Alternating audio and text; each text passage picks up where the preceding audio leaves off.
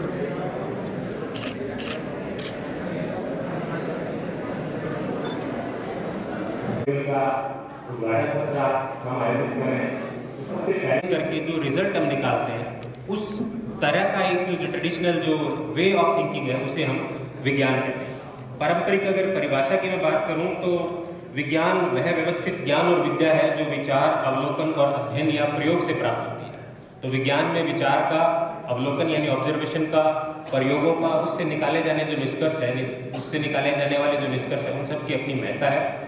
विज्ञान अपने आप में अगर हम शॉर्ट में संक्षिप्त में समझें तो किसी भी चीज़ को लॉजिकली तर्कपूर्ण तरीके से हम अगर प्रस्तुत करें या सोचें तो वो जो चीज़ है, वो जो विद्या है, वो जो ज्ञान है, वो विज्ञान हो जाता है। विज्ञान को अलग तरह से समझे जाने की जरूरत है। अब हो सकता है कि जो छात्र बैठे हैं उसमें से कुछ छात्र अपने आप को इस पूरे कार्यक्रम से केवल इसलिए अलग महसूस कर रहे हैं कि वो विज्ञान के छात्र नहीं है। विज्ञान के आप छात्र हो ना हो, विज्ञान आपको डेली बहुत ढंग से प्रभावित कर रहा है और करता ही जा रहा है। सोशल मीडिया का इस्तेमाल है, चाहे तकनीक हो, 4G के बाद 5G आ गया है। और जो सबसे बड़ी उपलब्धि, मैं खुद एक जीव विज्ञान का या फिर बायोलॉजी का स्टूडेंट हूँ और मैं खुद जानता हूँ कि वैक्सीन कितनी बड़ी चीज़ है। और हम सब लोग, हमारा समाज, पूरी दुनिया ये समझ चुकी है कि वैक्सीन क्या है। और दुनिया की जो सबसे तेज बनाई गई वैक्सीन है वो आज जिसको हम 2-2 शॉट खा करके यहाँ बैठे हैं वो है कोरोना वैक्सीन। यहाँ वापस एकत्रित हो पा रहे हैं। कोरोना का जो भूत है वो धीरे धीरे हमारा पीछा छोड़ रहा है। तो इन तमाम बातों के साथ साथ हम विज्ञान को सेलिब्रेट करने बैठे हैं और विज्ञान में लिटरेचर का अपना महत्व है। हालांकि किसी भी तरह का अध्ययन अध्यापन हो उसमें लिटरेचर यानी साहित्य यानी उसके लिए जो अवेलेबल जो बुक्स हैं, लेख हैं और जो तमाम तरह की जो सामग्री है उसका अपना महत्व है। इन तमाम तरह की बैकग्राउंड को ध्यान में रखते हुए, खासकर विज्ञान के बैकग्राउंड को ध्यान में रखते हुए साइंस से संबंधित जो लिटरेचर है, जो साहित्य है, उसको सेलिब्रेट करने का एक अच्छा तरीका संभवतः राजस्थान सरकार के दिमाग में आया होगा और उसके उद्घाटन सत्र में आए बैठे।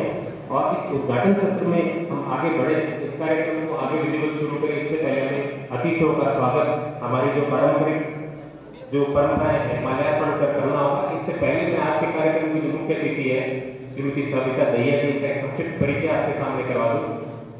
पिछले 1-2 महीने से मैडम के साथ नेचर पार्क में रखा गया, मैडम का काफ़ी सहयोग मिला और मैडम का लेक्चर सुनने का भी मौका मिला।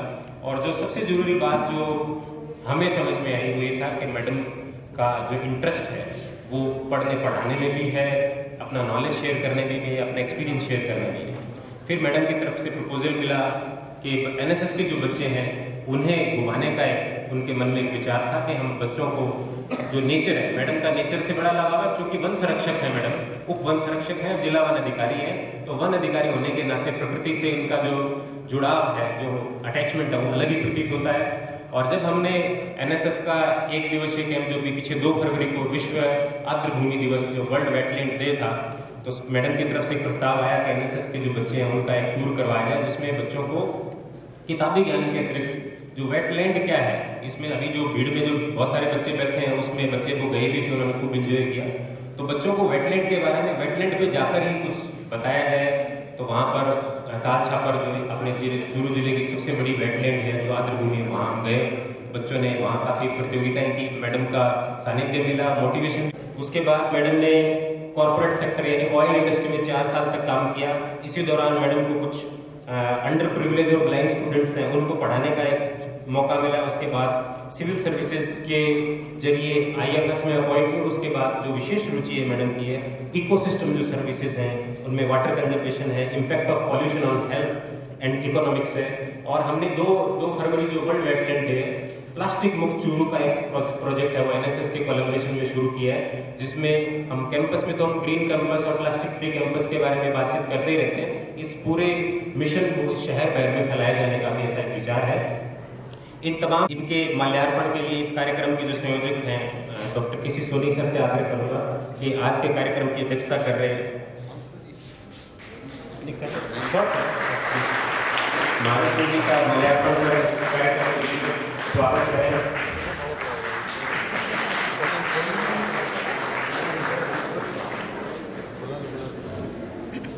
आज के कार्यक्रम की मुख्य अतिथि सविता दहिया मैडम के स्वागत के लिए मैं महाविद्यालय के प्राचार्य श्री दिलीप सिंह जी से आग्रह करूंगा कि वो पुष्प भेंट कर मैडम का स्वागत करें। साथ ही विभिन्न शैली के और वरिष्ठतम जो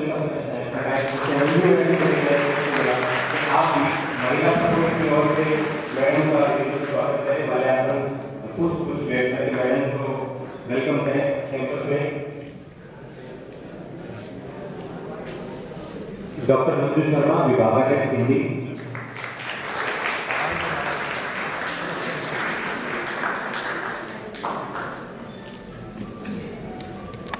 आज के कार्यक्रम की अध्यक्षता कर रहे महाविद्यालय के मुखिया डॉक्टर दिलीप सिंह जी पूनिया, आज के इस उद्घाटन सत्र के मुख्य अतिथि और वक्ता Savita Dahiya ji, IFS district forest officer Churu, उपराचार्य महावीर सिंह जी, इस कार्यक्रम के सह संयोजक राजकुमार जी लाटा और वन संचालन कर रहे शांतनु डाबी, महाविद्यालय के सभी विद्वान प्रोफेसर साहिबान और प्रिय छात्राओं और छात्रों, जैसा विदित है कि पूरे भारतवर्ष में 28 फरवरी को नेशनल साइंस डे मनाया जाता है और अभी पूरे भारतवर्ष में आज़ादी का अमृत महोत्सव भी चल रहा है। इसी प्रोग्राम के तहत राजस्थान के सभी महाविद्यालयों में, तहसील स्तर और राज्य जिला स्तर के सभी महाविद्यालयों में नेशनल साइंस लिटरेचर फेस्टिवल का आगाज़ किया गया है, जिसमें प्रत्येक महाविद्यालय में ये प्रोग्राम 3 दिन तक चलेगा। तो अपने महाविद्यालय में आज इसका इनॉग्रेशन होने जा रहा है और इसमें जो मुख्य प्रतियोगिताएं होगी उनके बारे में बहुत ही संक्षिप्त में, इस उद्घाटन सत्र के बाद में 3 प्रतियोगिताएं इसी हॉल के अंदर आयोजित की जाएगी, जिसमें डिबेट कंपटीशन है और डिबेट का टाइटल रहेगा पर्यावरण संरक्षण में विज्ञान और तकनीकी की भूमिका। इसमें जिन विद्यार्थियों ने पंजीकरण करवाया है या जो करवाना चाहते हैं वो इसके पक्ष और विपक्ष में 5 मिनट तक अपना उद्बोधन दे सकते हैं। दूसरी प्रतियोगिता स्लोगन राइटिंग पे रहेगी और स्लोगन राइटिंग का टाइटल है कॉलेज कैंपस और इसका वातावरण। इसमें कोई भी नारा, कोई भी स्लोगन है, आपको लिखना है। तीसरी प्रतियोगिता है विज्ञान पौराणिक साहित्य में विज्ञान और तकनीकी, science and technology in ancient literature. ये निबंध प्रतियोगिता है। इसमें आप हिंदी अथवा इंग्लिश दोनों भाषाओं में किसी में भी आप लेख लिख सकते हैं। इसके बाद में कल का जो सत्र रहेगा वो व्याख्यानमाला का सत्र है। कल और परसों के प्रोग्राम ऊपर रहेंगे। उद्घाटन सत्र हॉल में है और बाकी 2 दिन के प्रोग्राम ऊपर 119 नंबर कमरा है, उसमें आयोजित किया जाएगा। कल 3 व्याख्यान रहेंगे। एक तो फेलोशिप प्रोग्राम पे, जो बच्चे MSc करते हैं, BSc करते हैं, पोस्ट डॉक्टरेट करना चाहते हैं, PhD करना चाहते हैं, विदेशों में अध्ययन करना चाहते हैं, उनके लिए क्या क्या स्कीमें हैं सरकार की, दूतावासों की, विदेशी संस्थाओं की, उसके बारे में एक व्याख्यान doctor Ashish ji botany department से वो देंगे। और इसके बाद में राइटिंग स्किल पे 2 व्याख्यान रहेंगे, जिसमें एक व्याख्यान डॉक्टर JV खान साहब का रहेगा और एक व्याख्यान सुरेंद्र डी सूरी का, क्योंकि लिखना है वो भी अपने आप में एक कला है। चाहे वो एग्जाम में आंसर लिखना हो, चाहे कोई कविता लिखनी हो, कहानी लिखनी हो, एकांकी लिखनी हो, कोई राइटिंग स्किल पे एक। और परसों जो प्रोग्राम रहेगा उसमें अपने कैंपस में एक मोबाइल मूवी प्रतियोगिता का आयोजन किया जा रहा है, क्योंकि इसमें एक इनोवेशन का भी एक प्रोग्राम रखा है, कोई भी इनोवेटिव एक्टिविटीज़ का। तो महाविद्यालय कैंपस की 3 मिनट का वीडियो बच्चे अपने मोबाइल से या कैमरे से बनाएंगे और उन वीडियो क्लिप का जो जजेज हैं वो उनको पैनल डिस्कस करके उन पर जो भी विनर है उनको घोषित करेंगे। और अब ये चूँकि लोहिया महाविद्यालय बीकानेर जोन का बहुत ही प्रतिष्ठित और महाविद्यालय है और हमारे महाविद्यालय के प्रोफेसर जो हैं सभी शोध पत्र, इसके अलावा टेक्स्ट बुक है, रेफरेंस बुक है, एडिटेड बुक्स हैं, जर्नल्स भी निकालते हैं। तो हमारे महाविद्यालय के प्रोफेसर्स के द्वारा लिखी हुई जितनी भी किताबें हैं, चाहे वो आर्ट्स की हों, चाहे साइंस की हों, चाहे कॉमर्स की हों, उन किताबों की एक प्रदर्शनी परसों लगाई जाएगी। तो ये मोटा मोटी 3 दिन का एक प्रोग्राम रहेगा और मैं महाविद्यालय परिवार की तरफ से, मेरी तरफ से, इस आयोजन की तरफ से आप इस सभागार में आए, इसके लिए मैं मेरी तरफ से आपको हार्दिक धन्यवाद करता हूँ। सभी का वेलकम करता हूँ।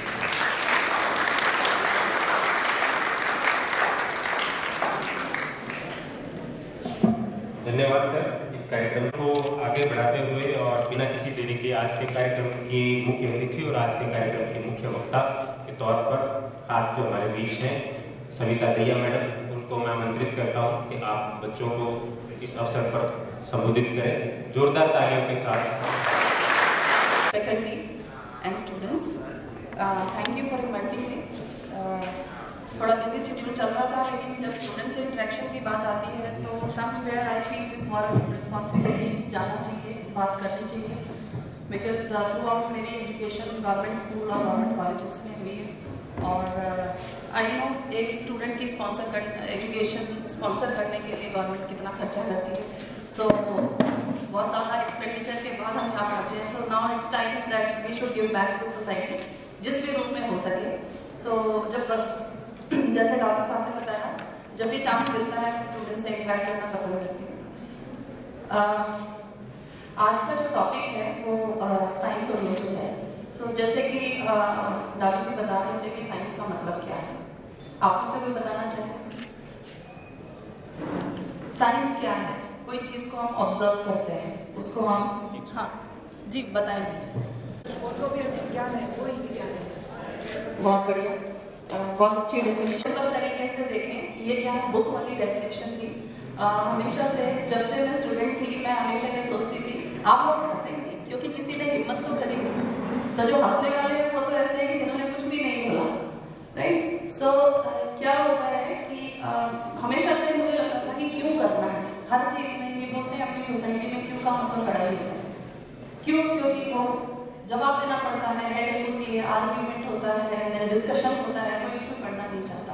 बट साइंस का मतलब ही क्यों है कि हम ये कर रहे हैं तो क्यों कर रहे हैं। आप लोग भी सोचते होंगे हम ये पढ़ रहे हैं, कोई भी थ्योरी पढ़ रहे हैं, प्लांट के बारे में पढ़ रहे हैं, प्लैनेट्स के बारे में पढ़ रहे हैं, तो आपको फील होता होगा कि हम ये क्यों पढ़ रहे हैं। कभी तो लगता होगा क्या है इसका हमारी लाइफ से क्या रेलेवेंस है, क्या फालतू चीज़ है। तो इसलिए पढ़ने के लिए इंटरेस्ट भी नहीं आता है। बॉयज़ को स्पेशली उनका ध्यान ज़्यादा इधर उधर रहता है। सो वो सोचते हैं कि क्या मतलब है, this is all useless, exam से पहले पढ़ लेंगे एंड पास तो हो ही जाएंगे।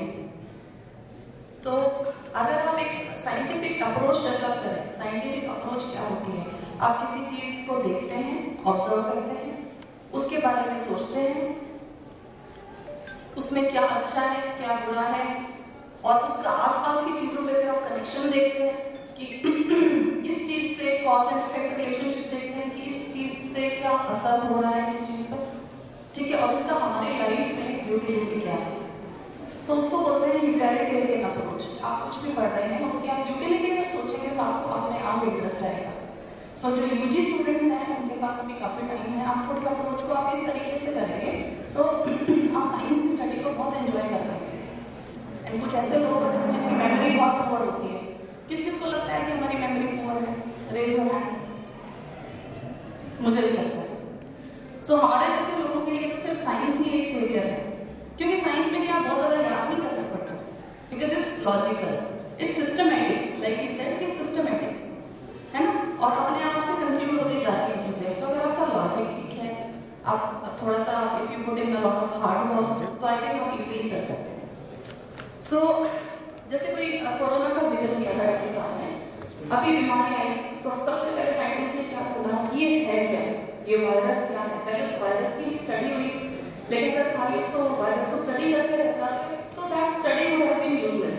कि क्या मतलब है, इतना मिलियंस ऑफ डॉलर्स खर्च करते हैं किसी वायरस को पढ़ने में, तो वायरस के साथ हमने रिश्तेदारी तो करनी नहीं है। सो कोई चीज़ को समझते हैं तब उसका इलाज ढूंढते हैं। सो डिजीज का क्योर ढूंढना, कितने साल तक की नई मेडिसिन आ गई, रेमडेसिविर, हाँ। सो इसीलिए साइंस की स्टडी इम्पॉर्टेंट है, उसका डेली लाइफ के साथ लिंकेज इम्पॉर्टेंट है।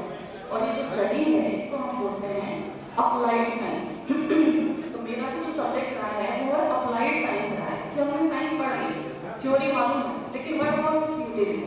तो आज मैं थोड़ा सा एक और अप्लाइड साइंस के बारे में आपसे बात करने वाली हूँ, जो कि है forest, climate change, environment and wild life conservation. ये सब क्या है, ये जो फॉरेस्ट डिपार्टमेंट काम करता है, this is nothing but plain applied science. हमने जो आज तक साइंस के प्रिंसिपल्स पढ़े हैं, जो अपनी सोसाइटी की प्रॉब्लम्स देखी है, वो पर्यावरण से रिलेटेड। मैं आपको थ्योरी नहीं बताऊंगी कि क्या अपना कार्बन स्टॉक होता है, क्या अपना ओजोन लेयर डिप्लीशन है, क्या कुछ है, मतलब आप जानते हैं। आई थिंक आप साइंस स्टूडेंट हैं तो आपको थ्योरी और डेफिनेशन पता ही है, राइट।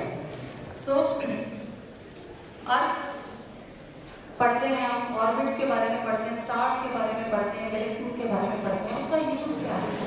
आजकल जो फ़ोन यूज़ कर रहे हैं, जो मतलब कनेक्शन हो जाता है, वो कैसे होता है, राइट। जो सैटेलाइट सिस्टम बना उसके बाद तो हम उसको यूज़ कर पा रहे हैं। So it is my request कि आप आगे से पढ़ें, तो इस एंगल से थोड़ा सा पढ़ें।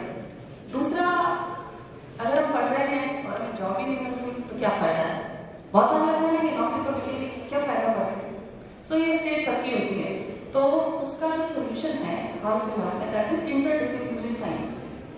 बायोकेमिस्ट्री है, बायोकेमिस्ट्री मीन्स व्हाट, जिसने केमिस्ट्री पढ़ी है उसका बायोलॉजी में एप्लीकेशन, जो मेडिसिन बनती हैं, जो लैब्स हैं, चाहे आयुर्वेदिक लैब्स हों, चाहे मेडिसिन की लैब्स और एलएक्सी और ये सब हैं, तो इनमें क्या होता है, दे नीड पीपल जिनको केमिस्ट्री के बेसिक प्रिंसिपल्स पता है, जिनको बेसिक बायोलॉजी पता है, और उनको मिला के बायोकेमिस्ट्री फील्ड हो गई ताकि वो आपसे दवाई बनवा सके। सिमिलरली जियोफिजिक्स क्या है, अर्थ के बारे में हमें पता है, ठीक है, तो अर्थ से हमें मिनरल्स लेने होते हैं, माइंस डेवलप करनी होती हैं, ऑयल निकालना है, वो अर्थ से निकलना है, so that is geophysics. Similarly biophysics, ये आपने बता ही दिया। एक अपना फूड प्रोसेसिंग इंडस्ट्री है, जिसके बारे में आजकल जो साइंस के स्टूडेंट्स हैं उनके लिए फूड प्रोसेसिंग में भी बहुत सारा स्कोप है। तो आपको क्या है कि बेसिक अगर न्यूट्रिएंट्स वैल्यू पता है बायोलॉजी के स्टूडेंट्स को किसी चीज़ की, है ना। सो और थोड़ा सा अगर आपको आसपास की स्कीम्स का पता है, आपको पता है आज के टाइम में क्या चैलेंज है, not everybody can cook all the time. So अगर उसको फूड को कैसे प्रिजर्व किया जाता है ट्रेडिशनली, जैसे उन्होंने बताया कि पास्ट से लेकर ट्रेडिशनली कैसे करते थे। सो ये इंटरडिसिप्लिनरी अप्रोच बहुत ज़रूरी है, और आप लोग इस चीज़ को थोड़ा सा एक्सप्लोर करें। So now coming to our work, environment conservation. So again वही वाली चीज़ है कि एक थ्योरी पढ़ी हमने, ozone problem, green house gas emission, right, carbon footprint, ये सब हमने थ्योरी पढ़ी। हमने आज की तारीख में क्या प्रॉब्लम्स देखे, क्या प्रॉब्लम्स है आज के क्लाइमेट चेंज और एनवायरनमेंट रिलेटेड, क्या प्रॉब्लम्स है, कौन बताएगा?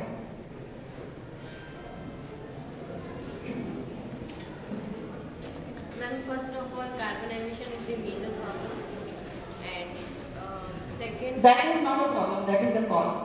उससे प्रॉब्लम क्या है, उसका हमारी लाइफ में प्रॉब्लम क्या है जो हमारी लाइफ को इम्पैक्ट करती है, वो problem. health related problems such as respiratory problems and all, and problems to the our surroundings, like drought, flood, diseases जो ट्रॉपिकल डिजीज हैं, पहले ट्रॉपिकल एरियाज में आती थी, वो आजकल बहुत ऊपर जब आप मैप वर्ल्ड मैप को इमेजिन करेंगे, कुछ डिजीज ऐसी होती है जो सिर्फ अपना ट्रॉपिक ऑफ कैंसर तक ही रहती थी और अब वो और ऊपर जाने लगी। और जैसे ही हमने पोल्यूशन बताया, आपको एक इंटरेस्टिंग फैक्ट बता दूं, वर्ल्ड ओवर 30 से 40 लाख लोग हर साल सिर्फ एयर पोल्यूशन से मरते हैं। एयर पोल्यूशन से लंग्स प्रॉब्लम होती है और लंग्स के प्रॉब्लम के बाद इवेंचुअली उनकी डेथ होती है। So this is such a big problem, right. और क्या प्रॉब्लम है?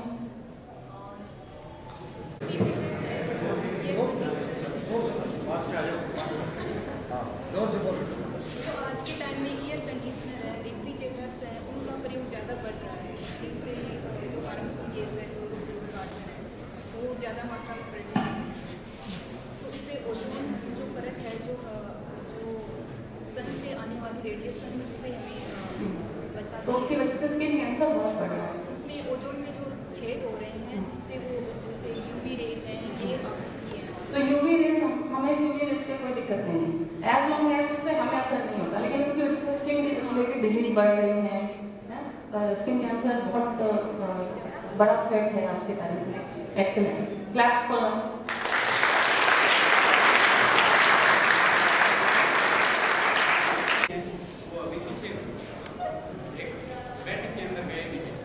क्लाइमेट चेंज क्या होता है कि उसके अंदर जैसे जलवायु परिवर्तन का मतलब होता है कि सूर्य का प्रकाश है, जैसे हमारी पृथ्वी के ऊपर जल और स्थल दो चीजें हैं।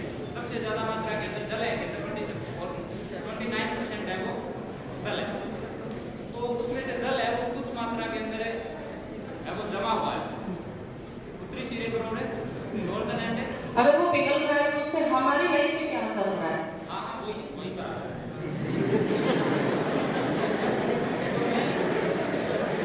एंगल है वो धीरे धीरे कन्वर्ट होता जा रहा है, जैसे 23.5 डिग्री था अभी 24 डिग्री होता जा रहा है। तो जैसे जैसे है वो पृथ्वी का जो रेज है, सूर्य की रेज है, वो पृथ्वी के ऊपर पड़ेगी और बर्फ है वो पिघलनी स्टार्ट हो जाएगी। जैसे जैसे बर्फ पिघलेगी वैसे वैसे मालदीव है, अपने पास का बांग्लादेश है, उनका बर्फ पिघलेगी तो समुद्र का है वो जल स्तर बढ़ेगा, और जल स्तर बढ़ेगा तो वहाँ पर जो जमीन है जो समुद्र से सटी हुई है वो धीरे धीरे समा जाएगी, वो टूट जाएगी, तो वहाँ पर रहने वाली बस्ती और लोग हैं वो भी उसके अंदर। Excellent, super.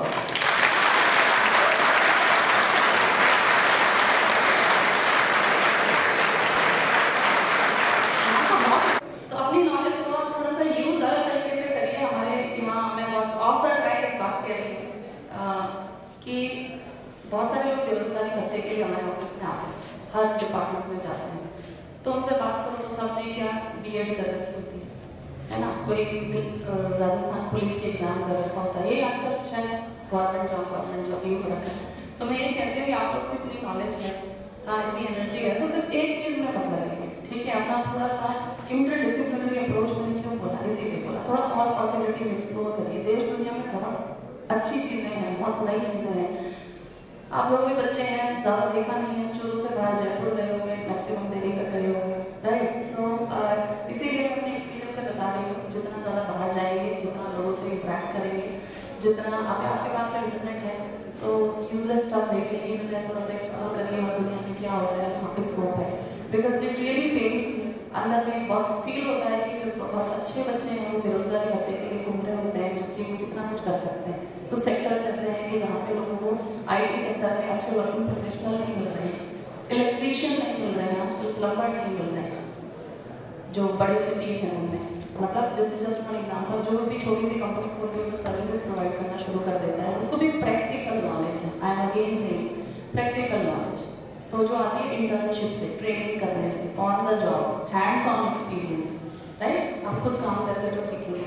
So work of the track बात थी, लेकिन दादी जी आपने कहा था कि करियर काउंसलिंग, तो मैं अलग से ही आई हूँ करियर काउंसलिंग नहीं कर रही, ठीक है। सो जैसे इन्होंने बोला कि जो IPCC रिपोर्ट है, एक इंटरनेशनल रिपोर्ट आती है, उसके according 1 to 1.5 degree temperature already बढ़ चुका है, जो ग्लोबल टेम्परेचर है फ्रॉम प्री इंडस्ट्रियल टाइम। और अभी ये कह रहे हैं कि हमारा जो टारगेट है world over, that is to contain it to 2 degree celsius. 2 degrees तो होगा नहीं, 2.5 तक होने पहुंच जाएगा। इससे जो स्मॉल आइलैंड कंट्रीज हैं, they will be completely submerged under the water. और जो फ्लड है, ड्राउट है, जो एक्सट्रीम वेदर कंडीशंस होती हैं, वो बहुत बढ़ रही हैं, डिजीज जो है बहुत बढ़ रही हैं, ह्यूमिडिटी बढ़ेगी, टेम्परेचर बढ़ेगा। जो इनलैंड वाटर बॉडीज हैं, इनलैंड जो लेक्स हैं, रिवर्स हैं, वो स्ट्रेन हो रही हैं, और जो सारा फ्रेश वाटर है जो पहले आइस की फॉर्म में था, वो सारा जाके ओशंस में मिल रहा है। So that is again useless water, वो खारा पानी हो जाता है। सो अगेन वहाँ पे दैट इज अ प्रॉब्लम। जो इस प्रॉब्लम को आज की तारीख में देख के जो वेस्टर्न कंट्रीज हैं, दे थिंक अहेड।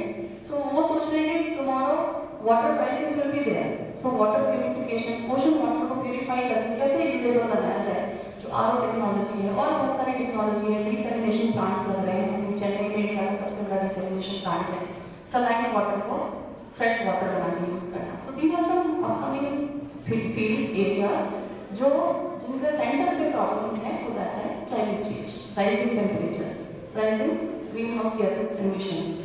सो इस प्रॉब्लम का आप सोल्यूशन भी ढूंढ रहे हैं, but what if prevention is always better than cure, right? So अगर उसको पहले ही सबसे बड़ा कार्बन सिंक कौन है? एवरीबॉडी अंडरस्टैंड है, not going to the theory कि इतना कार्बन स्टॉक है और इतना जो है प्रॉब्लम है। सबसे बड़ा कार्बन एब्जॉर्प्शन कौन करते हैं? First is oceans and second is forests. Ocean में you can not do much of intervention, right? So बचा फिर उसके बाद फॉरेस्ट। जो ग्रीन हाउस गैसेज हैं वर्ल्ड ओवर, उसका 12% इज अ बिग फिगर, वो सिर्फ फॉरेस्ट की कटने से आता है। Deforestation contributes to 12% of green house gas emission globally. ये कहते हैं कि हर सेकेंड में एक फुटबॉल मैच, फुटबॉल फील्ड के बराबर हर सेकेंड में फॉरेस्ट जो है वो डिप्लीट हो रहा है in the name of development. So जो इकोसिस्टम रेस्टोरेशन है, जो हमारा इकोसिस्टम जो जिसमें इम्बैलेंसेस की वजह से सब प्रॉब्लम आ रही है, जो हमने डिस्कस करी, so that can be countered to some extent by afforestation or reclamation of degraded land. Land degrade होने पे eventually वो क्या करेंगे इसको? We'll call it desert. There is a UN Convention on Combating Desertification, UNCCD, right? So trees काटते हैं, trees के अंदर 5 टाइप का बायोमास सोर्स होता है, जिसके वुड के अंदर होता है, उसके लीफ के अंदर होता है, फिर जो ऑर्गेनिक मैटर उसके आसपास का जो सड़ी गली पत्तियां और जो डेड ऑर्गेनिक मैटर होता है, उसके अंदर कार्बन फिक्स होता है, उसकी रूट्स में होता है। और जो रूट्स जो है बहुत सारा एक ट्री बहुत सारी सॉइल को बांध के रखता है, तो जो सॉइल के अंदर भी बहुत सारा कार्बन कंटेंट होता है। जैसे आप एक ट्री को काटते हैं, सो आप उसके आसपास का पूरा सॉइल को और कार्बन को setting it free, it is working to environment, it is contributing to green house gases and climate change. So जो क्लाइमेट कंजर्वेशन का काम है, एनवायरमेंट कंजर्वेशन का काम है, that is done by forest department in India. उसके लिए district level पे कमिटीज भी बनी हुई हैं। So there is one example that I always give कि फॉरेस्ट से और हमें क्या मिलता है। आपने एयर पोल्यूशन की बात करी, एक ट्री कोई बता सकता है मुझे approximately? I address some of the students, तब भी मैंने ये बात बताई थी, somebody remembers, they can tell me एक ट्री कितना किलोग्राम कार्बन सिक्वेस्टर करता है एक दिन के अंदर? 22 kgs। सस्पेंडेड पार्टिकुलेट मैटर जो होते हैं, जिसकी वजह से सारी रेस्पिरेटरी डिजीजेज होती हैं, 13 kgs of suspended particulate matter and 22 kgs of carbon is fixed. Climate से एनवायरमेंट से हटा के उसको फिक्स फॉर्म में कर देते हैं, right? So that is a huge contribution. So just imagine अगर बहुत सारे ट्रीज हैं फॉरेस्ट का पैच में, यू आर कंजर्विंग दैट, सो कितना इंपॉर्टेंट उसका रोल है। अब कैन समबडी टेल मी कि फॉरेस्ट से क्या क्या बेनिफिट मिलते हैं? क्या क्या बेनिफिट मिलते हैं? हाँ बताओ। We get medicines, we can form medicines from them, and we get shelter.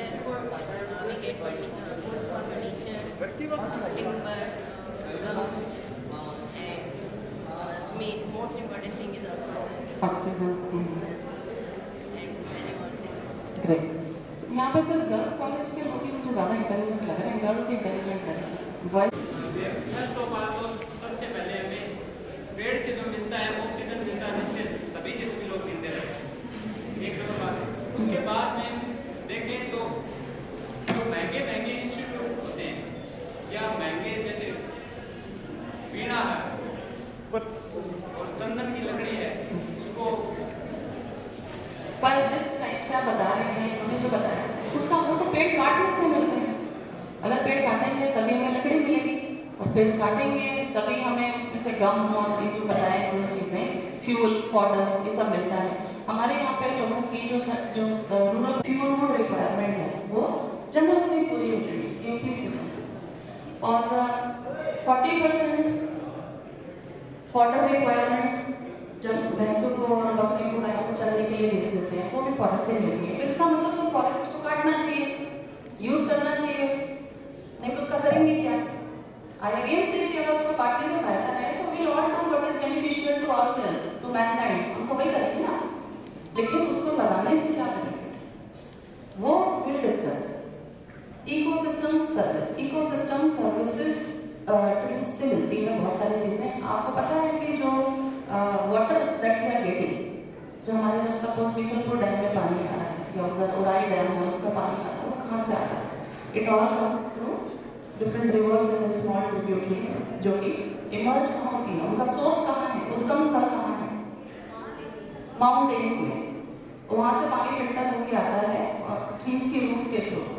जामुन के जो पेड़ होते हैं उनके रूट से जो पानी आता है, जो हिली एरियाज में लोग हैं वो उसको डायरेक्टली पीते हैं, तो उससे उनको कभी डायबिटीज नहीं होती है। ऐसे ही बहुत सारी ट्रीज हैं जिसमें मतलब मैं इसको बताने लग जाऊँगी तो बहुत टाइम लग जाएगा, बट जिनकी बहुत सारी वैल्यू है जो खड़े हुए भी बहुत इंपॉर्टेंस देते हैं, राइट। सो सबसे बड़ा इंपॉर्टेंस जो है वो है कार्बन फिक्सेशन। अगर उसकी हम इकोनॉमिक वैल्यू निकालें, कुछ रिसर्चर्स ने स्टडी करी, तो एक साल में फॉरेस्ट कितनी पैसे की कोई गेस कर सकता है कितने अमाउंट की सर्विस प्रोवाइड करें ह्यूमैनिटी को, हम लोग को इंडिया के अंदर जो कार्बन फिक्स कर रहे हैं उससे हमें कितना बेनिफिट हो रहा है, उसकी एक मॉनेटरी वैल्यू की, that is known as ecosystem services evaluation. क्योंकि जब तक हम उसकी पैसे में बात नहीं करेंगे लोगों को समझ नहीं आता, right. So we are all money minded people. So money के टर्म्स में बात करें so 6000 crore is the figure जो गवर्नमेंट ने अप्रूव किया है स्टडीज के बाद कि जो फॉरेस्ट से सिर्फ जो कार्बन फिक्सेशन होता है उसकी वैल्यू है 6000 करोड़। और इससे भी ज़्यादा वैल्यू है वो है पानी। एक पहले आपको प्रोफेसर्स की कॉन्फ्रेंस हुई थी, उसमें I give this example. And अब न्यूयॉर्क कहाँ है पता है? यूएस में। सो न्यूयॉर्क के पास में एक फॉरेस्ट का पैच था, सो जहाँ से डायरेक्टली पानी आता था वहाँ की टैप्स में बहुत प्योर पानी आता था, उनको फिल्टर करने की जरूरत नहीं लगी। सो एंटायर न्यूयॉर्क की जो पॉपुलेशन है उसको पानी सप्लाई करता था। रिजर्व फॉरेस्ट था, क्या किया लोगों ने उसको डी रिजर्व कर दिया। कोई समझदार पॉलिटिशियन आए, उनको लगा इसकी क्या वैल्यू है, लोग वहाँ जाने लग गए, काटने लग गए, राइट। सो उसके बाद क्या हुआ, विद इन 5 years पानी की क्वालिटी जो टैप से आ रही थी वो इतनी खराब हो गई कि people were not able to drink it directly. So लोगों को क्या करना पड़ा, आरओ सिस्टम लगाना पड़ा, या गवर्नमेंट को क्या करना पड़ा, वाटर फिल्ट्रेशन प्लांट लगाना पड़ा, राइट। सो अब 5 साल ये भी करते देख लिया, अब उसकी कॉस्ट बहुत ज़्यादा है, उससे अब वो वाटर फिल्ट्रेशन प्लांट ऐसे तो चलेगा नहीं, उसके लिए एनर्जी चाहिए होगी, इलेक्ट्रिसिटी चाहिए होगी, उसको बनाने के लिए ज़मीन भी चाहिए होगी। सो ये सब जो खर्चा इवैल्यूएट किया दैट वाज अप्रॉक्सीमेट $6 billion। और अगर फिर एक किसी जो थोड़े से कम समझदार थे उन्होंने ये कहा कि भाई उस जंगल को क्यों नहीं बचा लेते जहाँ से पानी आ रहा था, उसको बचाने में देख लो कितने पैसे लगेंगे, सो क्या बेनिफिशियल है। So again money minded people हमें सब पैसे की बात समझ आती है। सो उसका कैलकुलेशन किया तो वो $1 billion था। सो विच वन इज बेनिफिशियल, उस फॉरेस्ट को कंजर्व करना या फिल्ट्रेशन प्लांट बनाना? कंजर्व करना, उसमें कॉस्ट कम लग रही है। So eventually this was done, उसको अगेन रिजर्व फॉरेस्ट किया और लोगों की एंट्री बंद की और उसमें अगेन कटान वगैरह बंद किया। So this is the classic example जिसको वर्ल्ड ओवर फॉलो किया जाता है कि फॉरेस्ट को कंजर्व करना, वैल्यू करना कितना जरूरी है water conservation point of view से, राइट। और भी बहुत सारी सर्विसेज प्रोवाइड करते हैं। लैंडस्लाइड्स क्यों हो रही हैं इतनी ज़्यादा हिल्स में? पहले नहीं होती थी, बिकॉज बहुत ज़्यादा डिफॉरेस्टेशन हो रहा है। जो ट्रीज की रूट्स है पहले बाइंड करके रखती थी, उसको जो है अभी काट देंगे तो द सॉइल इज लूजन, तो वो लूज होते होते जो है वो रोड पे आ जाती है। What is landslide? वही तो होता है, ऊपर की सॉइल जो है फिक्स थी, हार्ड रॉक जैसी दिखती थी, वो अब आने लगी। उसमें बहुत कॉस्ट है, सॉइल इरोजन की वजह से बहुत प्रॉब्लम हो रही है। ठीक है, तो सॉइल न्यूट्रिएंट्स कहाँ से आते हैं? अगेन थ्रू वाटर, फॉरेस्ट के अंदर से आते हैं। वहाँ ऑर्गेनिक सॉइल बनती है जिसमें जो न्यूट्रिएंट रिच होती है वो पानी अपने साथ बहा के ले आता है। तो हमारे जो हिली एरियाज हैं उनके आसपास की लैंड काफ़ी फर्टाइल होती है, वहाँ पे ऑर्गेनिक फार्मिंग होती है। जैसे सिक्किम वगैरह है, they do not use fertilisers, they do not use pesticides. So ये भी अगेन वही वैल्यू इससे भी अच्छा। Another is pollination. पॉलिनेशन, बीज हर कोई कहता है बीज को कंजर्व क्यों करना चाहिए हमें कंजर्व? कोई बता सकते हैं?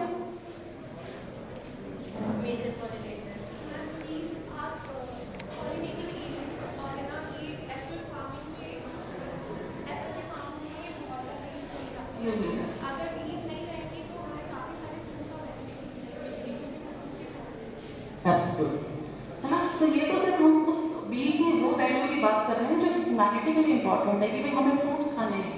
उसके अलावा एक बहुत सारी वैल्यूज हैं जिसकी तो हम बात नहीं कर रहे हैं। तो अभी क्या होता है कि वहाँ जो हिमाचल के और अपने जो हिली एरियाज हैं वहाँ के फार्मर्स को क्या करना पड़ता है? बीज खरीदनी पड़ती है, बी कॉलोनीज खरीदनी पड़ती है, राइट? तो एक बी कॉलोनी 800 रुपये में आती है, आपको सपोज 100 खरीदनी पड़ी, कितना हो गया? एक दिन का है तो चार्ज, पर डे चार्जेस हैं, तो वो लेते हैं, रेंट पे लेते हैं, वापस कर देते हैं। सो फार्मिंग की कॉस्ट भी बढ़ गई है, right? Because of these things. So अगर हम जो नेचुरल इकोसिस्टम है ना उसको प्रिजर्व करेंगे, सो ये सब नॉर्मल चीजें हैं। सो ये सब चीजें की जो इकोनॉमिक वैल्यू है वो इवेल्युएट करने वाली जो साइंस है, जो ब्रांच ऑफ साइंस है, उसको बोला जाता है इकोसिस्टम सर्विस इवेल्युएशन, राइट? क्या सोल्यूशन है? ट्रीज लगाएंगे, बहुत सारे एग्जिस्टिंग फॉरेस्ट को कंजर्व करेंगे, राइट? और हम अपनी जो एनर्जी नीड्स है, हमारा जो कार्बन फुटप्रिंट है, हमारी जो लाइफस्टाइल अब हो गई है और 50 साल पहले इसमें बहुत चेंज आ गया है। आजकल हम बिल्डिंग कैसे बनाते हैं, दिन में हमें इतनी सारी ये लाइट्स क्यों ऑन करके चलनी पड़ रही है? बाहर से लाइट नहीं है क्या? तो बिल्डिंग्स का डिजाइन है वो भी अभी गवर्नमेंट ने कुछ चीज़ों में मैंडेटरी किया है कि एनर्जी एफिशिएंट बिल्डिंग बनाई जाए, जैसे bureau of energy efficiency, right? तो अगर यहीं पे हम थोड़ा सा बीच में कुछ पोस्ट छोड़ देते, आँच लगा के, रिफ्रैक्टिव सिस्टम, रिफ्रैक्शन पढ़ा हुआ है, रिफ्रैक्शन को हिंदी में मुझे पता नहीं क्या बोलते हैं।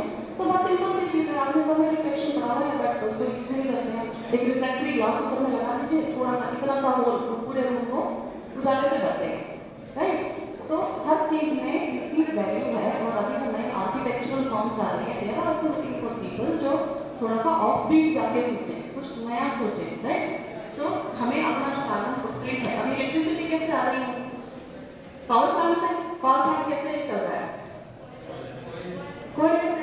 तो अगर फर्स्ट ऑफ ऑल हम रिक्वायरमेंट ही कम कर रहे हैं, बिल्कुल जीरो तो नहीं कर सकते, रात को तो चाहिए होगी electricity. So what can we do? We can switch to cleaner sources of energy. Cleaner sources of energy like solar. Rajasthan India में नंबर 1 है सोलर एनर्जी बनाने में, राइट? बहुत सारे नए सोलर प्लांट्स आ रहे हैं जैसे मेरी का वेबसाइट में। So that is also another. आपके काम की बात करें, आपने कहा था करियर काउंसलिंग, मैं करियर काउंसलिंग कर रही हूँ। So that is another rising field जहाँ पे यूथ्स के लिए बहुत सारी जॉब्स हैं, लड़कों के लिए बहुत सारी जॉब्स, राइट? लड़के के लिए भी बट अभी थोड़ा दूर जाके करना पड़ रहा है। सो क्लीनर सोर्सेज ऑफ एनर्जी को शिफ्ट करने के लिए गवर्नमेंट बहुत सारे इंसेंटिव्स भी दे रही है। यही है कि हमारी गवर्नमेंट क्या बोला है कि 2030 तक 2030 तक हम अपना कार्बन फुटप्रिंट है उसको 35% कम करेंगे। क्लीन एनर्जी यूनिट्स को, क्लीन एनर्जी 40% हो जाएगा हमारे टोटल एनर्जी का। 3 billion ton of carbon dioxide हम फिक्स करेंगे थ्रू फॉरेस्ट। उसके लिए हमें जो है अपना आज की तारीख में फॉरेस्ट कवर कितना है इंडिया के अंदर? 21.7%। आप लोग कुछ नहीं बोल रहे? अच्छा, मौके का भी ट्रीज आउटसाइड फॉरेस्ट है, जो फॉरेस्ट एरिया के बाहर है, जो खेतों में लगाते हैं, जो भी पॉपुलेशन एरिया में है, दैट इज अप्रॉक्सीमेटली 2.5%। तो हमें उसको बढ़ा के 24% को बढ़ा के हमें 33% करना है। That is a national mission, government की तरफ से हम लोग के काम किया हुआ है। जो एनवायरमेंटल के बहुत सारे एंट्रेंस एग्जाम्स में क्वेश्चन पूछा जाता है कि अभी ऐसा ध्यान से सुनिए, पिन ड्रॉप साइलेंस होगी एग्जाम का क्वेश्चन में। सो एक क्वेश्चन पूछा जाता है कि जो फॉरेस्ट है, क्लाइमेट चेंज है, वाइल्ड लाइफ है, इसको संविधान की कौन सी सूची में वो मिला हुआ है, प्रिजर्वेशन मिला हुआ है। अपने आप की स्टेट लिस्ट होती है, सेंट्रल लिस्ट होती है, कंकरेंट लिस्ट होती है, तो कौन सी लिस्ट में पड़ता है? कंकरेंट लिस्ट में पड़ता है। ये गर्ल्स को जॉब मिलेगी, आप लोग को बैठे रहना, ठीक है, बॉयज बैठे रहे ना बस ऐसे, फिर ढूंढते रहेंगे कि जॉब वाली लड़की चाहिए शादी के लिए, है, फिर ऊपर से पैसा भी चाहिए। क्यों? This is all I have to say. If somebody has a question, they can ask.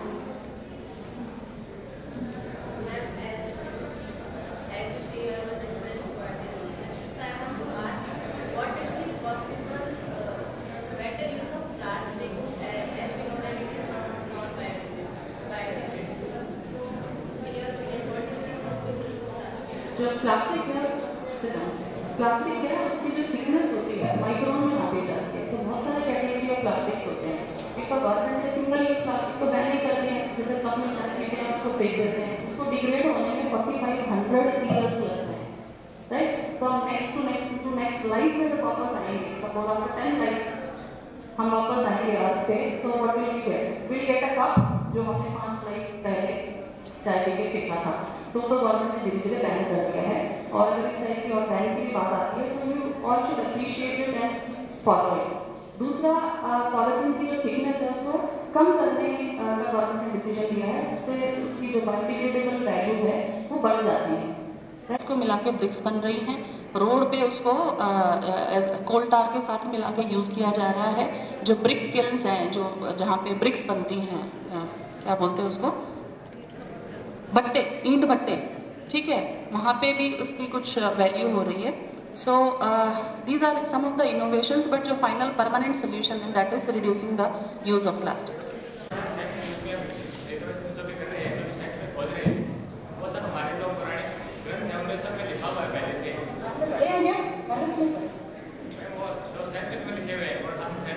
आप संस्कृत पढ़ते हैं? आप समझते हैं? अच्छा, तो उसमें से कुछ मिला है साइड का? तो पढ़ो, उसकी बात करें। What you see, what you believe. Ma'am science की बुक में आता है सुश्रुत शेखा है, जो आपने पढ़ी होगी शायद, वो भी लिखा होता है कि नहीं, सॉरी, मैंने फिजिक्स पढ़ी। मैम 10th की साइंस में आती है, वो 12th की साइंस में, 10th की साइंस में, कि जो सुश्रुत शेखा है उसमें लिखा हुआ है कि जरूर से मैं उसमें भी लिखी थी, मैं आपको सबके अंदर के पूछे थे वो सब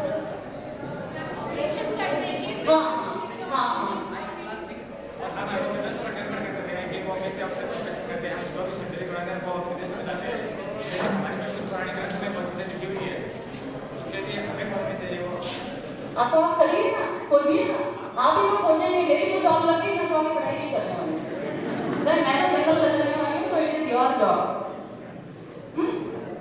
so you look for these alternatives. जैसे पहले आयुर्वेद बोलते थे, आजकल उसको आयुर्विज्ञान बोलने लगे हैं। गवर्नमेंट का आयुष डिपार्टमेंट, एक नया डिपार्टमेंट बना है पिछले 5-6 साल में, जो आयुर्वेद, सिद्धा, यूनानी और जो होम्योपैथी मेडिसिन हैं, इसको एक तरीके से स्ट्रीमलाइन करके और उस पर रिसर्च होती है। और मतलब जो पुरानी कुछ चीज़ें हैं जो we have forgotten with times, उसको हमें यूज़ करना चाहिए एंड जितना हो सके। बट अगेन अंधविश्वास में और विश्वास में फर्क होता है। सो मतलब था, कुछ चीज़ें थी जो टाइम के साथ गई हैं, बट अभी जो प्रेजेंट में है, जैसे वो बाबा रामदेव बोलते हैं, it's a controversial statement, I should not be saying it, but सुना नहीं जाता। सो वो यही कहते हैं कि भाई योगा से कैंसर ठीक हो जाता है, राइट, या योगा से ये ठीक हो जाता है, आयुर्वेद से ये ठीक हो जाता है। आयुर्वेद क्या है? प्रिवेंटिव साइंस है, कि आपको जो लाइफस्टाइल बताता है, भाई जो अपने प्लांट्स के बहुत सारे मेडिसिनल यूज है, वैल्यूज बताता है, जिससे आप हेल्दी रहेंगे, आपको बीमारी होगी ही नहीं, राइट। कि मैं तो कई बार बहुत बीमार हुई हूँ, उसके इसमें मुझे तो भाई इंग्लिश मेडिसिन नहीं बचाया। So I will give my own experience because I am a logical scientific person. But yes, कुछ मेडिसिन हैं जो बहुत ही ज़्यादा अभी आज की तारीख में सक्सेसफुल हो रही हैं, तो बट प्रेजेंट लाइफ में यूज़ कर सकें, प्रेजेंट प्रॉब्लम के सोल्यूशन में यूज़ करें, वी शुड डू दैट। चलिए, थैंक यू। बहुत बहुत धन्यवाद मैडम, आपने बहुत ही होलसम बहुत सारी अप्रोचेस को इंक्लूड करते हुए बहुत ही इंटरेक्टिव, स्पेशली इंटरेक्टिव एक सेशन रखा जिसमें दो तरफा संवाद हुआ और बहुत सारे स्टूडेंट्स ने भी बहुत कॉन्फिडेंटली आंसर था। उनकी जो बॉडी लैंग्वेज है बड़ी प्रभावी थी और सभी के लिए जोरदार तालियां अपने आप बजाइए सबसे पहले। मैडम ने बहुत सारी बातों पे चर्चा की, उसमें से अभी कुछ बात निकल के आई, मैं थोड़ा सा इस पर बोलना चाहूँगा बिकॉज मैं खुद विज्ञान का स्टूडेंट हूँ। जब हम बात करते हैं विज्ञान की, एक शब्द निकल के आया लास्ट में कि साइंटिफिक टेम्परामेंट, और अभी जैसे सूरज बात कर रहे थे या फिर कोई और भी इस तरह की सोच रहे थे, तो इम्पॉर्टेंट है कि हमें जो व्हाट्सएप यूनिवर्सिटी है उससे हमें बाहर निकलना होगा। और जो सबसे इम्पॉर्टेंट है, अभी आपने कहा कि चरक ने इतने साल पहले कहा, उसने उतने साल पहले कहा, हमारी जो पहले इतनी खोजें हुई और हम इस चीज़ को सिद्ध करने में बावड़े हुए जा रहे हैं कि भाई हम ही महान हैं। प्रॉब्लम ये है कि हमने उसको करंट सिनेरियो के साथ जोड़ा नहीं, ठीक है। और जो सबसे ज़्यादा जो जरूरी है वो वैज्ञानिक दृष्टिकोण की बात है। आपको ये पता होना चाहिए कि दुनिया में आज के टाइम विज्ञान का सबसे बड़ा लीडर कौन है, बता सकते हैं भाई? वर्ल्ड वाइड सबसे बड़ा लीडर कौन है? अमेरिका। और अमेरिका का अगर आप हिस्ट्री पढ़ोगे, अगर मैं सही हूं तो हिस्ट्री के विद्वान यहाँ बैठे होंगे, मुझे नहीं लगता कि वर्ल्ड के नक्शे पर इतिहास जो है अमेरिका का 600-700 साल से पुराना होगा। तो 600-700 साल में उन्होंने ऐसा क्या कर लिया? हम तो पता नहीं कहाँ तक की बातें करते हैं। 5000 साल पहले महाभारत हुई है, 10,000 साल पहले लोगों ने डेट कर लिया है, रामायण हुई है, तो 5-7-10,000 साल पहले तो हम थे। लेकिन आज हम ये कह रहे हैं कि 500 साल पहले एक देश जो स्टार्ट हुआ, आज 500 साल बाद में दुनिया की महाशक्ति है। तो किस बेसिस पे? विज्ञान के बेसिस पे। अगर आप विज्ञान पढ़ते हो, जो भी विज्ञान के स्टूडेंट, अगर आप शुरुआत के जो विज्ञान के कंट्रीब्यूटर देखोगे, चाहे आप ज्योग्राफी ले लें, चाहे बायो ले लें, चाहे मैथमेटिक्स ले लेंगे, आप ये पाओगे कि ज्यादातर जो लोग थे, शुरुआती जो लोग थे, वो यूरोपियन थे। और आज जो हम पढ़ रहे हैं विज्ञान, वो यूरोप में ओरिजिनेट हुई है। बिकॉज अब अगर विज्ञान की बात करोगे आप, एरिस्टोटल, सुश्रुत, जितने भी हैं सब वैज्ञानिक जो है वो ग्रीक विद्वान थे, मोस्टली आप ये देखोगे। तो कहते था कि नहीं, धरती सूर्य के चारों तरफ चक्कर नहीं काटती, सूर्य धरती के चारों तरफ काटता। और भी बहुत सारी ऐसी खोजें उल्टा उन्होंने खंडन किया इस बात का, उन्होंने इस बात का खंडन किया। लेकिन ये जो पूरी जो सेंटिमेंट था, ये जो शासक था या फिर जो धर्मांधता अपन कह रहे हैं या फिर नॉन साइंटिफिक, धर्मांधता कहना एक अलग चीज हो जाए, मैं कहूँगा नॉन साइंटिफिक ये जो थॉट थी। और खिचड़ी हम 3000 साल से खा रहे हैं, ठीक है ना, बिकॉज इसमें क्या 50% दाल, बाकी चावल और घी। वो 5 साल की मेहनत के बाद, प्रयोगों के बाद ये सिद्ध कर रहे हैं, लेकिन हम खिचड़ी पिछले 3000 सालों से खा रहे हैं। तो जो डाइट जो है अपने आप में, और जो आप बात कर रहे हो सुश्रुत की और ये पुराने जो रेफरेंस ले रहे हो, इसमें खाली वैज्ञानिक दृष्टिकोण की कमी है। और आपकी जो जनरेशन है, और मैं आपको एक चीज़ और बताऊं, जो स्टैनले मॉर्गन है, जो दुनिया का सबसे बड़ा बैंक है, मॉर्गन JP मॉर्गन बैंक है, उसने ये कहा कि कोविड के बाद में दुनिया भर में जो स्टार्टअप आएंगे और दुनिया भर में जो पैसा है उसका 92% जो है वो साइंस बैकग्राउंड वालों के पास आएगा। जो वैज्ञानिक सोच रखेगा उसी के पास आएगा। विज्ञान एवं प्रौद्योगिकी विभाग और राजकीय लोहिया महाविद्यालय चूरू के संयुक्त तत्वाधान में आयोजित राजस्थान साइंस लिटरेचर फेस्टिवल के आज इस शुभारंभ समारोह में हमारे बीच यहाँ मंच पर उपस्थित रही सम्मानित Savita Dahiya, divisional forest officer Churu, सम्मानित मंच उपस्थित सभी संकाय सदस्यगण और बालिका महाविद्यालय से भी छात्राएं हमारे महाविद्यालय में इस फेस्टिवल के लिए यहाँ आई हैं और महाविद्यालय के हमारे छात्र छात्राएं भी इसमें पार्टिसिपेट कर रहे हैं। 3 दिन तक चलने वाले इस साइंस फेस्टिवल में जैसा कि आपको बताया गया कि कई टेक्निकल सेशन होंगे और विभिन्न प्रकार की प्रतियोगिताएं भी आपके बीच आयोजित की जाएंगी, जिसमें आप सभी को अपने टैलेंट, प्रतिभा प्रदर्शन का मौका मिलेगा। इस प्रतियोगिताओं के माध्यम से जो भी रिजल्ट्स आएंगे, उस रिजल्ट्स में राज्य स्तर पर जो सम्मानित होने का पुरस्कार प्राप्त करने का आपको अवसर मिलेगा। विज्ञान एवं प्रौद्योगिकी विभाग के द्वारा राज्य स्तर पर भी सम्मानित किया जाएगा। और चूँकि अब कोरोना पैंडेमिक से हम काफ़ी कुछ दूर हो चुके हैं, तो ऐसी आशा करते हैं कि हम कॉलेज में भी एनुअल फंक्शन और वार्षिक जो पुरस्कार वितरण समारोह आयोजित करेंगे। उस समारोह के अंतर्गत इन विभिन्न प्रतियोगिताओं में जो भाग ले रहे छात्र छात्राएं हैं, उत्कृष्ट स्थान पाने वाले छात्र छात्राओं को हम यहाँ महाविद्यालय स्तर पर भी उनको सम्मानित करेंगे। राज्य स्तर के साथ साथ विभिन्न प्रकार की प्रतियोगिताएं, जैसा कि इस कार्यक्रम में आपको बता दिया गया है, पोस्टर है, स्लोगन है, डिबेट प्रतियोगिता है, ये वीडियो क्लिप बनाना है, विभिन्न प्रकार की प्रतियोगिताएं जो हम सामान्यतः अपना ज्ञान जो एक विश्वविद्यालय के द्वारा जो निर्धारित हमारा सिलेबस होता है उस पाठ्यक्रम के अलावा आपके जैसे मुख्यतः इसमें जैसे साइंस स्ट्रीम के छात्र भाग ले रहे हैं, इस साइंस फैकल्टी के अंतर्गत जो भी इनोवेशंस हो रहे हैं, जो भी अपडेट्स हो रहे हैं, जो अभी तक आपके सिलेबस में इंक्लूड नहीं है लेकिन आपके करियर एडवांसमेंट के लिए, आपके पर्सनैलिटी डेवलपमेंट के लिए, अपने आप को अपडेट रखने के लिए जो आपके लिए बहुत ज़रूरी है, उन सब का इस के अंतर्गत सारा समावेश करने का हमारे यहाँ प्रयास किया गया है। इसके लिए इस टीम के, इस इवेंट के पूरे आयोजक डॉक्टर के.सी. सोनी जी और उनकी पूरी टीम ने बहुत मेहनत करके ये 3 दिन के लिए आपके लिए विभिन्न प्रकार की प्रतियोगिताओं का ये जो आयोजन आपको रखा है, ये निश्चित रूप से आपके करियर एडवांसमेंट के लिए, आपके व्यक्तित्व निर्माण के लिए, आपके प्रतियोगी परीक्षाओं की तैयारियों के लिए, आपको अपने आप में एक सेल्फ कॉन्फिडेंस डेवलप करने के लिए, सब्जेक्ट के प्रति आपकी चेतना जागरूकता लाने के लिए एक बहुत ही उपयोगी और सार्थक आपके लिए साबित होगा। इन्हीं शुभकामनाओं के साथ मैं आपके इन 3 दिनों के लिए आपसे आग्रह करता हूं कि आप इसमें खुलकर पार्टिसिपेट करें और जो कुछ भी टॉपिक्स आपको दिए जाते हैं उसमें पूर्ण मनोयोग से पूरी तैयारियां करके आप इसमें अपना टैलेंट, अपनी प्रतिभा, अपना प्रदर्शन आप यहाँ करें। राजकीय महाविद्यालय के संपूर्ण परिवार की तरफ से आपको सारी सुविधाएं, आपको पूरा प्रोत्साहन देने का आपको प्रयास किया जाएगा। ये निश्चित रूप से ये आयोजन हमारे महाविद्यालय के, हमारे शहर के इन बालिकाओं के लिए भी, सभी के लिए निश्चित रूप से सार्थक और उपयोगी साबित होगा। इन्हीं शुभकामनाओं के लिए साथ एक बार पुनः माननीय सविता जी, के.सी. सोनी जी की पूरी टीम, सभी महाविद्यालय संकाय सदस्यों को, साथ सभी को बहुत बहुत आभार, धन्यवाद। अतिथि सत्कार के इसी परंपरा के तहत मैं दिलजी से रिक्वेस्ट करूंगा कि आज के जो कार्यक्रम की जो मुख्य अतिथि हैं, जो मुख्य वक्ता है सविता जी को इस कार्यक्रम की यादें उनके ध्यान में ताज़ा रखने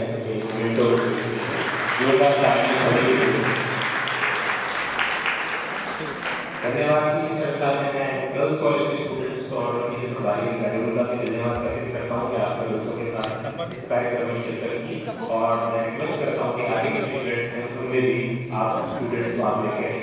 धन्यवाद स्टाफ के लिए। लाटा सर से मैं रिक्वेस्ट करूँगा, लाटा जी थैंक्स। अभी बैठ जाओ पीछे 2 मिनट पीछे। इस उद्घाटन कार्यक्रम के अंतर्गत इस कार्यक्रम की रूपरेखा के बारे में श्री के.सी. सोनी जी से सुना। उसके बाद हमारे बीच हमारे आए अतिथि चुरू जिले की वन अधिकारी सविता जी दैया को आपने सुना, और फिर हमारे आदरणीय प्रिंसिपल साहब दिलीप जी पूनिया का आशीर्वाद भी हमने प्राप्त किया। विज्ञान एवं प्रौद्योगिकी विभाग जो भारत में विज्ञान और प्रौद्योगिकी को भारत में फैलाने और उसके प्रति एक आम आदमी में जागरूकता लाने की कोशिश करता रहा है, और इसकी भागीदारी में मैं भी प्रारंभ से ही रहा हूं। तो आप लोगों को विज्ञान एवं प्रौद्योगिकी की जानकारी देने के लिए, आपकी जागरूकता बढ़ाने के लिए इस तरह के कार्यक्रम का आयोजन किया गया। खासतौर से विज्ञान के विद्यार्थियों की रुचि जैसे जैसे बढ़ेगी, हमारा देश भी विज्ञान एवं औद्योगिकी तकनीकी में आगे बढ़ेगा। क्योंकि समय जितना हमारा निर्धारित था उससे अधिक हो गया है, और समय मैं अपने लिए निकाल सकता हूँ, क्योंकि कोई चीज़ मांगने से नहीं मिलती, लेने से मिलती है। जगह बना के कोई नहीं देता, बनाई जाती है, लेकिन मैं अपनी जगह नहीं बनाऊंगा यहाँ। और बिना समय बर्बाद किए मैं हमारे मेहमान सविता जी दैया का बहुत बहुत आभार प्रकट करता हूँ कि आपने जिस विभाग को संभाला है वो पर्यावरण संतुलन का कार्य तो करता ही करता है, वन रक्षण का कार्य तो करता ही करता है, उसके साथ साथ विविध जीव जंतुओं की सुरक्षा एवं उनका संतुलन बनाए रखने का कार्य भी करता है। और विशेष रूप से जब से श्रीमती मेनका गांधी पर्यावरण मंत्री हुई और उन्होंने जो नियम बनवाए उसके बाद तो और भी अधिक महत्व बढ़ गया। तो आपके यहाँ आने और हमारे विद्यार्थियों से रूबरू होने के लिए आपका बहुत बहुत आभारी है। मैं अपने प्राचार्य महोदय का भी आभार व्यक्त करूँगा कि उन्होंने हमारे बीच में आकर के हमको आशीर्वाद प्रदान किया।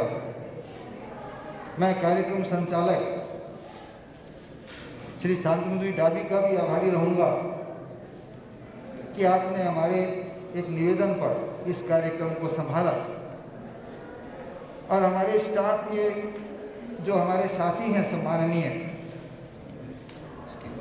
उन सब का भी मैं आभार व्यक्त करता हूँ।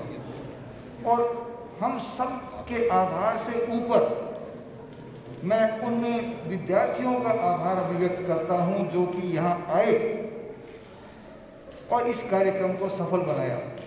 कोई कार्यक्रम तभी सफल होता है जब जो जिसके लिए कार्यक्रम किया जाता है वो उस कार्यक्रम में रुचि ले, और आप लोगों ने अपनी रुचि दिखा करके इस कार्यक्रम को पूरी तरह सफल बनाया। ये आपकी संख्या और आपकी रुचि दोनों बताते हैं कि आपने इस कार्यक्रम को सफल बनाया। इसलिए सबसे अधिक धन्यवाद विद्यार्थियों को, आप सब। इसी के साथ मैं हमारे अध्यक्ष महोदय की इजाज़त से कार्यक्रम को उद्घाटन समारोह को यहीं विराम की घोषणा करता हूँ।